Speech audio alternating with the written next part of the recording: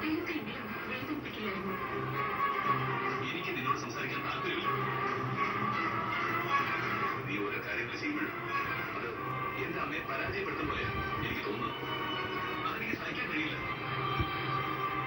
ഞാൻ ഇനി എന്താ ചെയ്യേണ്ടത്? എന്ത് രീതിയിലാണ് ജീവിക്കേണ്ടത്?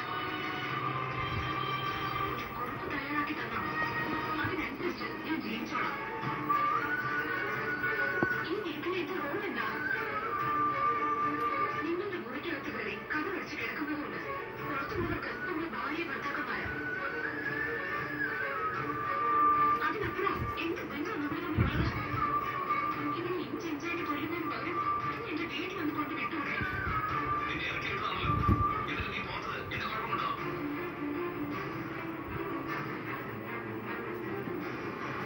ഞാൻ പോവാത്തതാണോ അതോ എന്നെ പോകാൻ സമ്മതിക്കാത്തതാണോ?